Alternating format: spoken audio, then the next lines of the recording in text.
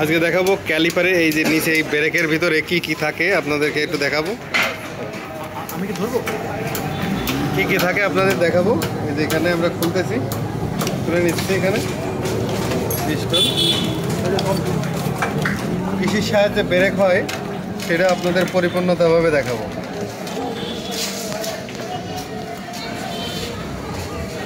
এইগুলো এখানে জাম হয়ে গেছে, ব্রেক করলে উঠতেছে না, এটারে পালিশ করতে হবে, এটারে ওয়াশ করে ক্লিন করতে হবে এখানটা দিয়ে। দেখেন ভিতরে কি অবস্থা, ভিতরে ছ্যাদলা পড়ে গেছে, ঠিক আছে। এগুলো হওয়ার কারণে আছে ব্রেকটা চাপলে আর ছাড়ে না, ঠিক আছে। এখন আমরা এগুলো পালিশ করব। এখানে আমরা এটা পালিশ করব, দেখেন কিভাবে পালিশ করি।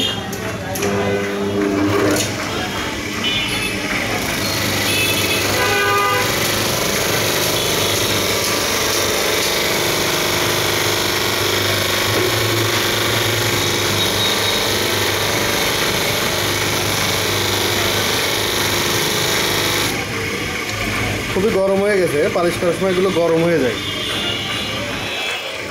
রাখতে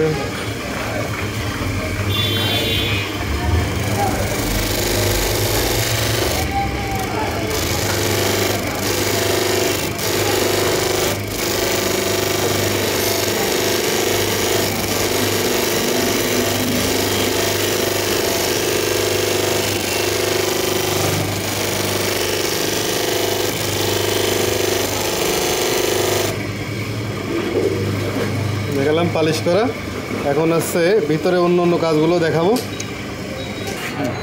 এটার এখন ওয়াশ করব, ওয়াশ করে এগুলো ভিতরে অয়েল সিলগুলো পরিবর্তন করে দিয়ে লাগাই দেবো। ভিতরে চকচক করছে, এটা পলিশ করার পরে একদম ক্লিয়ার।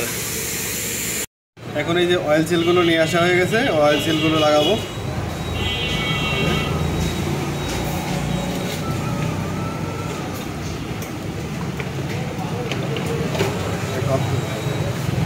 শুরু করেন। অয়েল সিলগুলো ঢুকানো হয়ে গেছে, এখন পিস্টনটা দেবো। পিস্টনেতে পালিশ করে করে নিছি, সমান করে নিছি, কোনো সমস্যা নাই। এটা তো সেই পরিষ্কার হয়েছে, হ্যাঁ চকচক করে সেখানে দিচ্ছি লাগাই। এখন ভিতরটা একদম ক্লিয়ার। হ্যাঁ ক্লিয়ার, ক্লিন, ইজি ঢুকে গেছে, দেখছেন। এবারে তো ব্রেকে কোনো সমস্যা হবে না নাকি দাদা? সমস্যা হবে না, স্মুথ, দেখছেন। বাহ, এরকম স্মুথ যেতে হবে, তবে আসতে ব্রেক কমপ্লিট হবে। ওকে ওকে। এই রাবারগুলো নতুন লাগাই দেবো, এই সাইডের রাবারগুলো। এটা টেকসই কেমন হবে দাদা? অনেক ভালো, অনেক দিন লাস্টিং করবে। আচ্ছা আচ্ছা, এই ব্রেক জাম হবে না। তাহলে যাদের সমস্যা তারা কি সমাধানের জন্য আপনার এখানে চলে আসলে বেশি ভালো হয়? আসলে ভালো হয়। এত সুন্দর প্রপারলি সার্ভিস তো কেউ দিতে পারবে না নাকি? ঠিক। নতুন ব্রেক শু দিয়ে দিচ্ছি এখানে এখন। হ্যাঁ হ্যাঁ, ব্রেক শুটা এমনি নষ্ট হয়ে গেছিল, আগেরটা নষ্ট হয়ে গেছে, আগেরটা পুরো নষ্ট হয়ে গেছিল। এখন নতুন ব্রেক দিয়ে দিলাম। এখন তো জায়গায় ব্রেক হবে নাকি দাদা? জায়গায় ব্রেক হবে, একেবারে খ্যাচমেচায় ব্রেক হবে।